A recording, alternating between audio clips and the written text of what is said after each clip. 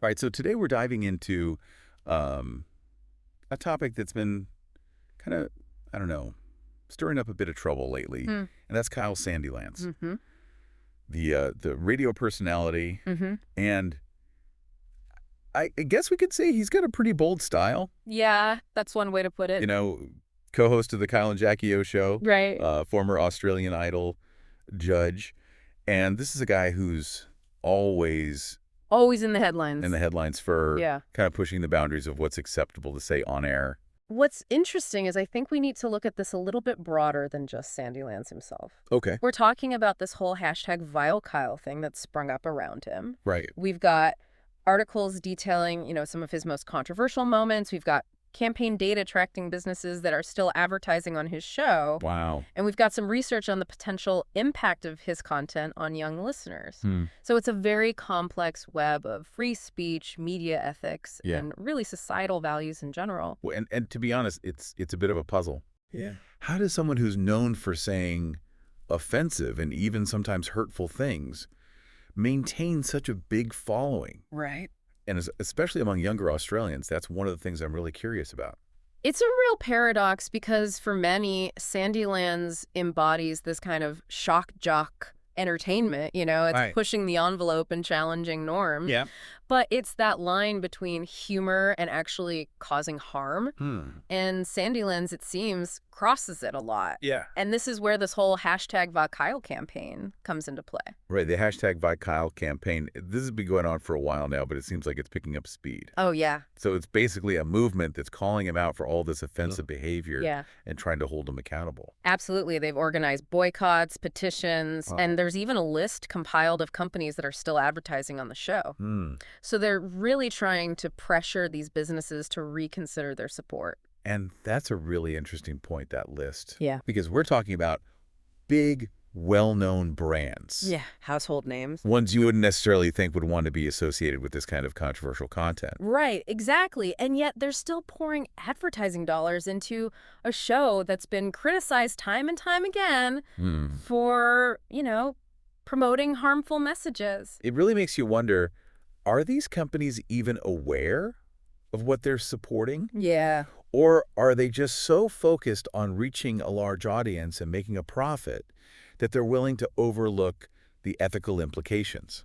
It's a tough question for sure. Yeah, and that brings us to another really important point, the impact this could be having on Sandyland's young audience. Right. Because we know that a significant number of his listeners Mhm. are between 10 and 17 years old. Yeah, that's a key demographic for him. Right, and that's such a crucial time in their lives. They're still figuring out who they are and what they believe. They're so impressionable. Exactly. Yeah. So what kind of message does it send when they're hearing this kind of language and behavior day after day? I think that's a very valid concern, and we need to take it seriously. Because while some people will say, oh, it's just entertainment, Right. there is actual research out there that suggests repeated exposure to this kind of offensive content. Yeah. It can desensitize people. It can make them think that these harmful stereotypes are actually okay, and it can even contribute to more aggressive behavior. Oh, wow. And when we're talking about young people, it just raises the stakes even higher. Absolutely. Yep. And it's not about censorship, right? Yeah. It's not about trying to stifle free speech. Right. But it's about recognizing that words have power. Absolutely. And when you have a platform as big as Sandyland's, Huge platform. there's a responsibility to be aware of how those words can impact people. It comes with the territory, right? Yeah, so let's get into some specifics. Sure.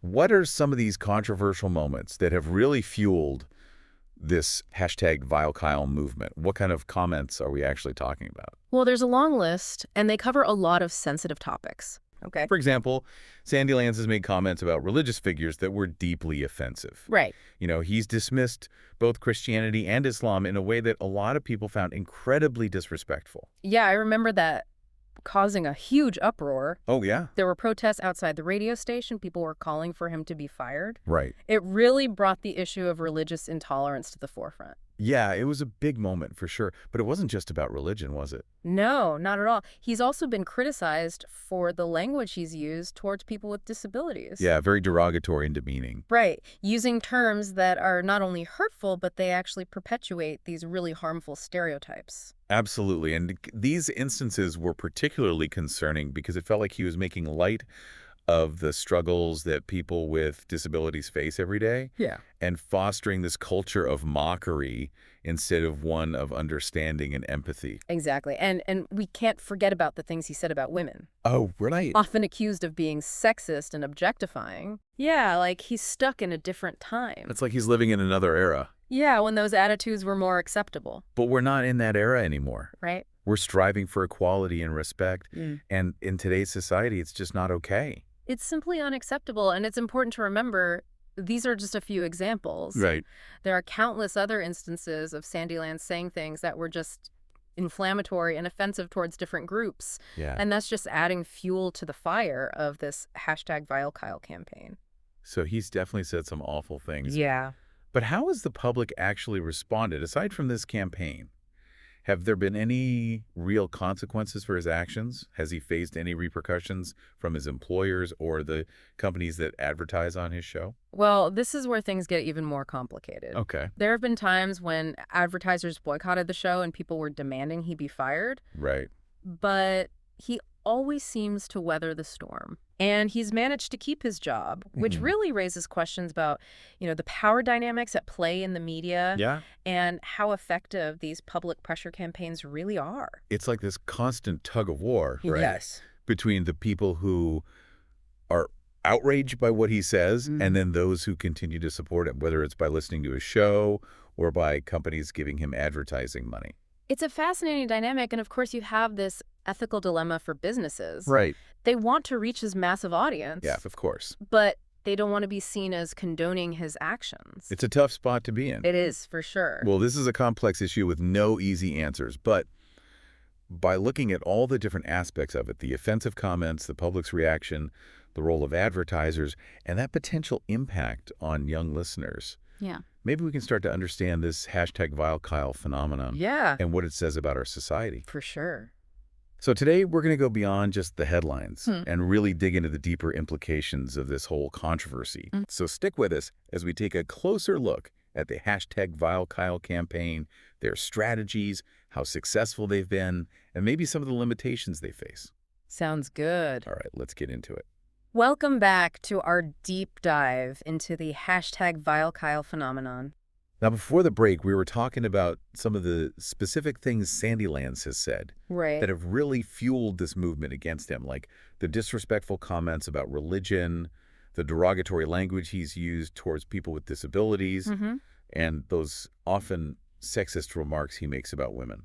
And of course, we can't forget about the fact that a big chunk of his listeners were young people, between 10 and 17 years old. Right, that's a really important point. Who are still forming their worldviews. Yeah. And they might be more vulnerable to the negative influence of that kind of rhetoric. It is a bit troubling when you think about it. Yeah. I mean, what does it say about us as a society when someone who repeatedly makes those kinds of comments can not only keep his job, but actually be successful at it? It definitely raises questions about our values and what we as a society consider to be acceptable entertainment. Right. Some people might say it's all just harmless fun. Yeah, lighten up. Don't take it so seriously. But the reality is words do have power, and they can contribute to this culture of intolerance and disrespect. Absolutely. Especially when they're coming from someone with a platform as big as Sandylands'. Right. And it's not like he's just some random guy on the internet. Exactly. He's a mainstream media figure. He's got a huge reach. Huge. He's influencing so many Australians. Absolutely. And that's exactly why the #VileKyle campaign has been going after the companies that advertise on his show.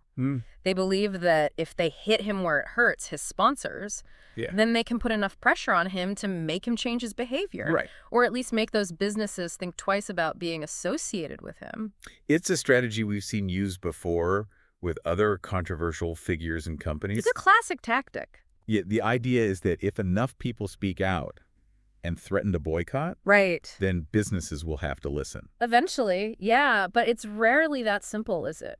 No, it's not. In this particular case, we've got this document, the MFW campaign data, and they've basically made this list of every single Australian business that's still advertising with Kyle Sandylands, despite all the controversy. So they're basically trying to Name and shame these companies. Yeah, put them in the spotlight and make them answer for their choices. And some of the names on that list, I was really surprised. Yeah, me too. You'd think that companies that claim to have strong ethical guidelines Right. and, they talk about social responsibility, Mhm. you'd think they would be a little more hesitant to be associated with someone like Sandylands. Yeah, you would think so. But the truth is, for a lot of these businesses, money talks. Yeah. They see Sandyland's audience, which is huge and very loyal, and they Okay. see them as a valuable demographic, and they're willing to overlook his, transgressions. Right, to reach those consumers. To make money, yeah. So it makes you wonder how effective these public pressure campaigns really are in today's media landscape. Are they actually making a difference, or are they just a symbolic gesture? Right. It's a tough question to answer. It is. I think the truth is probably somewhere in the middle. Okay. On the one hand, there's no doubt that the #VeilKyle campaign has raised awareness about Sandyland's behavior and about the bigger problem of offensive content in the media. Right. It's gotten people talking, it's gotten media coverage, and it's put pressure on both Sandylands and the companies that support him. So in that sense, they have achieved something. For sure, but has it actually led to any real change? Yeah, that's the big question. Has Sandylands changed his behavior? Right. Have any companies actually pulled their advertising? Yeah. There's been a few cases where companies have pulled out, All right. but it's hard to know for sure if that was because of the #VeilKyle campaign or if it was for other reasons. Okay. And while Sandylands may have been reprimanded behind the scenes, or maybe they've toned down some of the segments on the show, Okay. he's still on the air, Yeah. and he's still got that same provocative style. So it seems like it's a bit of a stalemate then. Yeah, I guess you could say that. The campaign's shining a light on the problem, but it hasn't been able to actually change Sandyland's behavior Right. or get the companies to completely stop supporting him. That's one way to look at it, but I think it's also important to remember that social change is usually a slow process. It's not this sudden dramatic shift. Right. The #VeilKyle campaign might not have achieved everything they set out to do, Okay. but they have contributed to a bigger conversation about media ethics and the responsibility that comes with having a big platform. So maybe that's the real win here.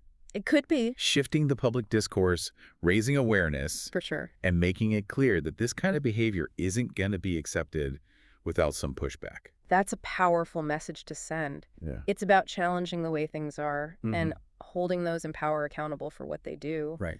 And it might not always lead to big changes right away, Yeah. but it can plant the seeds for a more ethical and responsible media landscape in the future. So even if Sandylands keeps his show and keeps pushing the boundaries, Right. at least the #VeilKyle campaign has started a conversation. Yeah, It's made us think about our own values absolutely. and what kind of media we actually want to consume and support. It's about being conscious consumers, for sure. Yeah, and that brings us back to the ethical question surrounding Sandyland's young audience. Right. We know that young people are especially susceptible to media influence, and that hearing offensive content over and over again Yeah, can have a real impact on their attitudes and behaviors. absolutely. So what can we do to minimize that potential harm? It's a good question. What role do parents, educators, and even the media itself play in protecting young people from this kind of content? Well, that's a discussion for another time. Okay, so we'll be right back Yes. to dig deeper into how to protect young audiences in a world where media is everywhere. We're back and ready to wrap up our deep dive into the whole #VeilKyle situation. Yeah, and I think it's a good time to come back to one of the biggest questions we've been grappling with. Okay. What can we actually do about the impact of this offensive content on young listeners? Right, because it's one thing to analyze the issues and criticize Sandyland's behavior, but is there a way to actually protect those who might be most vulnerable to his influence? Exactly. And it's tricky Yeah. because we don't want to seem like we're advocating for censorship Right. or, trying to limit free speech. No, of course not. But at the same time, we have to remember that young minds are still developing. Right. And they don't always have those critical thinking skills to filter out harmful messages. Yeah, especially when they're packaged in a way that seems entertaining or funny. That's right. It's all about the packaging. Yeah, so it seems like parents and educators have a really crucial role to play here. Absolutely. And I think it's not so much about shielding young people from all potentially offensive content. Right, because that's just not realistic. It's impossible. And Yeah. it might even backfire. Yeah. It's more about teaching them how to think critically about the media they consume.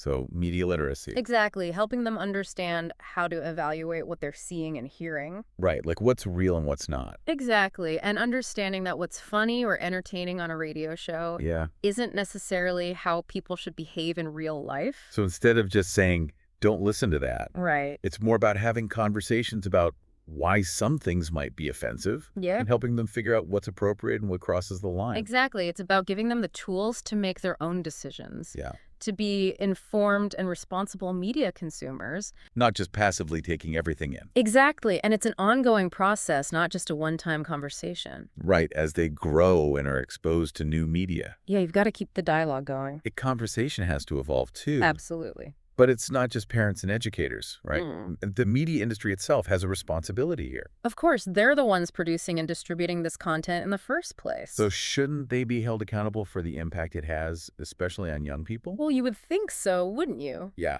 But it's a tough balancing act. Okay. We don't want to stifle creativity or limit free expression, Right. but there's a big difference between pushing boundaries and actually promoting harmful stereotypes. Or normalizing offensive behavior. Exactly. And I do think there's a growing awareness within the media industry that they need to be more thoughtful about these things. That's good. Especially because the lines between entertainment and news, reality and fiction are becoming more and more blurred. Yeah, that's a really good point. So maybe this whole hashtag Vile Kyle campaign and all the debate it's sparked can actually be a catalyst for change. Okay. Not just in how Sandylands behaves, Right. but in how the entire media industry approaches this idea of responsible content creation. And protecting vulnerable audiences. Absolutely. It really highlights how important public discourse is in holding those in power accountable. Yeah. It's not about silencing different opinions. It's about creating a media environment that's both entertaining and ethical. Right. That pushes boundaries without going too far. That's the sweet spot. Yeah. And that puts the well-being of everyone, especially young people, first. Couldn't have said it better myself. So as we wrap up today, it's a good reminder that we may not always agree on what's offensive or what's appropriate. Right. But having these open discussions, thinking critically, and being committed to ethical media practices Absolutely. are so important if we want to create a better world For sure. for ourselves and for future generations. Well said. This whole deep dive into the hashtag VileKyle phenomenon has really been about recognizing the power of media, Yeah. the need for accountability, and having these conversations about what kind of world we want to live in. Well, what kind of media we want to create. Exactly. So as we leave you today, we want you to think about this. Okay. What role do you play in shaping the media landscape? Good question. What kind of content do you choose to consume? What do you support? Right? And how do you engage in these conversations about media ethics and the impact it all has, especially on young people? Because ultimately it's a responsibility we all share. Consumers, creators, critics, Yeah. we all need to work together to make sure that the media we consume reflects our values Yeah. and that it helps create a more just and equitable society. Well said. That's a great note to end on. All right, thanks for joining us for this deep dive into hashtag VileKyle. It's been a pleasure.